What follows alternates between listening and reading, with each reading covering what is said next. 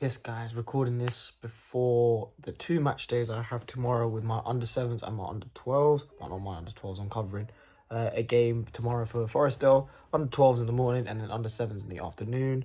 Under-12s is a big cup game against Shirley Town. This under-12s group I took last year with my under-11s. Different coach now. So a couple new additions, a couple new players to the squad.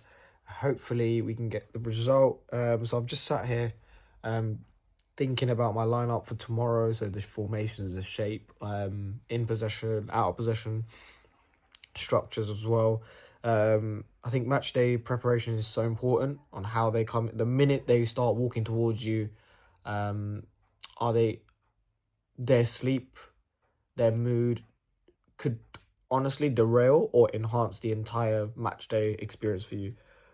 If they're not getting, especially the young players, they need to be getting at least 9 hours sleep minimum. As they get older, obviously tends to lean towards the 7-8 hour mark, but at least the 7s, I know for sure they need at least a good 9-10 hours.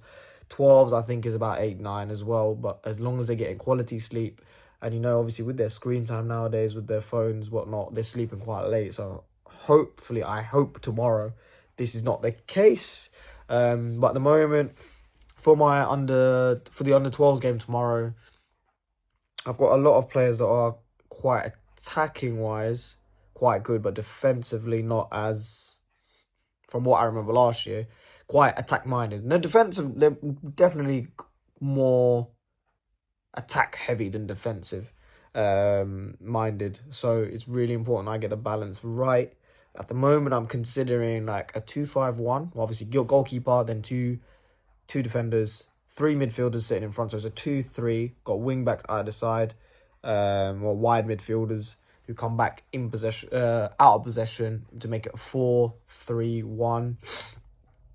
And then in possession, we'll go 2-5 or 2-3-3. So 2 at the back to cover, 3 a bit higher up, and then 3 across. So left wing, striker, right wing, and 3 midfielders. So 2 10s and then 1 sits to support the 2 centre backs at the back.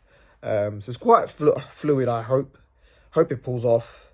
We just got to emphasize that in training. So the forward 5, I'll probably look to try and break down a back 3. Use the whole width of the pitch, because I mean, if we're going to use it now, it's now September, October time, we're going to have to warm up on the pitch somehow. Or if there's a big space at the back, we'll just put like a line and then they have to get through the end zone. Obviously, the theme of the session this week was defending the box. So how can we incorporate that? So thinking about body shape, structure, press cover balance for the older group. Younger group is more like press and cover, like rotations, moving across in like a horseshoe/pendulum pattern. So you're not all rushing out together, but you're kind of holding your shape and structure.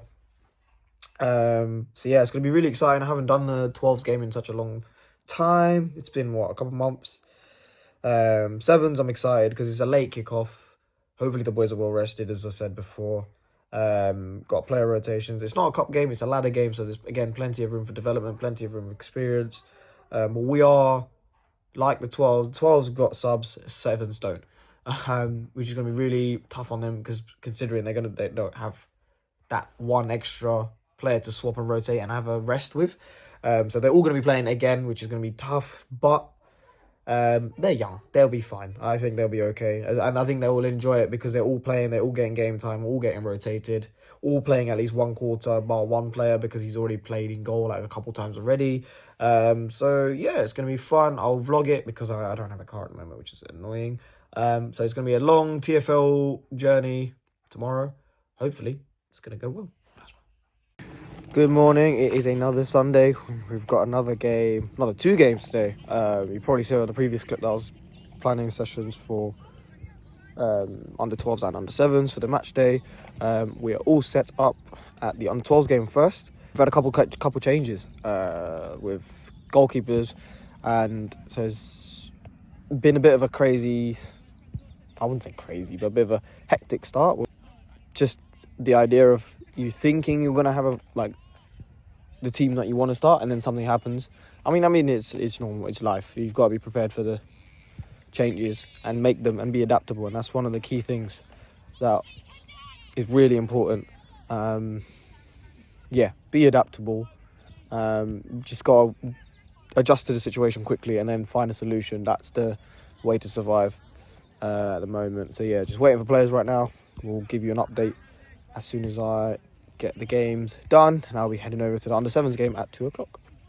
It is now Wednesday. It's been a couple days since the game we've had on Sunday. I had 2 games on Sunday, one with the under-12s, which was a cup game, and one with the under-7s, which was a league game.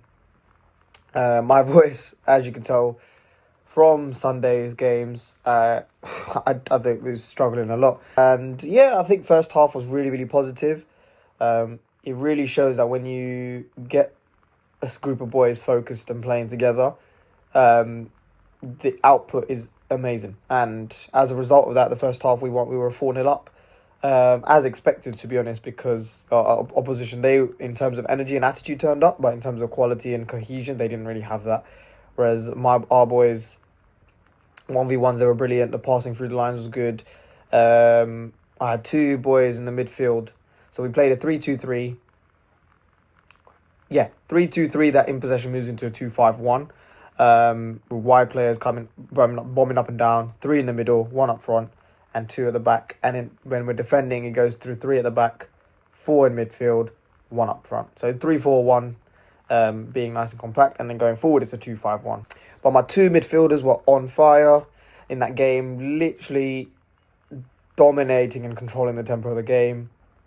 Whether it's the quality of passes, whether it's the ideas, the IQ, the intelligence was on point. And as a result, we took advantage straight away. Made a couple changes to rest and rotate players as well, because obviously it is quite, in terms of game time, quite demanding to make to have players just sit out for longer than like 20 minutes. You don't want to do that. So a heavy rotation. So they scored 2 straight away within the first couple of minutes of the second half, which was quite nervy. But within that time, we managed to weather the storm a little bit. Get 1 goal back, which was 5-2. Constant changes again made it. Brought the 2 players back on. Rotated a bit more. Make sure to kill the game, and then we took the foot off the gas. Off a little bit. Made it 8-2. So happy days. Our whole squad, I think, deserved a mention. So well done to the boys there. Our under-7s was a late kickoff against Beckenham United. Now this one, it's a tough one because we've lost. First quarter, I think we were quite slow starting. Second quarter made some changes, and you know what? They did really, really well to bounce back and make it from 2-0 down to 2-2. And you know what? I've got to give a massive shout out to the parents, because they did support a lot. They were everything the kids were doing, they were really supportive. Every single thing got a clap or a praise or like a cheer, which was really positive. And I think it brought the atmosphere. But I don't know what happened in the third and fourth quarter. It just tanked. It's something I need to have a look at and address, to be honest, because something needs to change. I think the boys are getting it. They're on board with what I'm saying.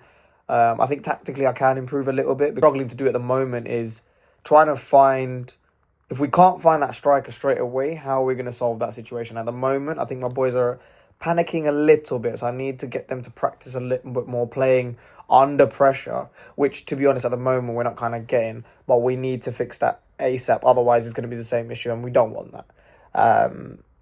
I think we had a couple standout moments where we're dribbling with the ball with much more confidence, which is fantastic. Again, it's just out of possession when we're defending.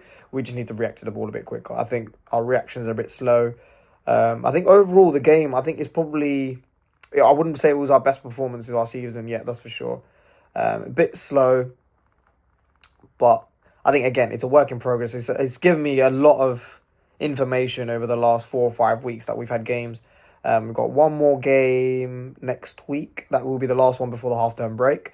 And hopefully we can push on, reassess in the half-term, give more additional training sessions, and we go from there. But yeah, nice one, guys. This has been the vlog. The vlog's coming out a bit later. It's been a rough and busy last couple of days, so I'm trying to get my head around things, trying to get a bit of time to record some footage for the vlog. And yeah, the vlog will be out straight away. I'm going to edit it right now.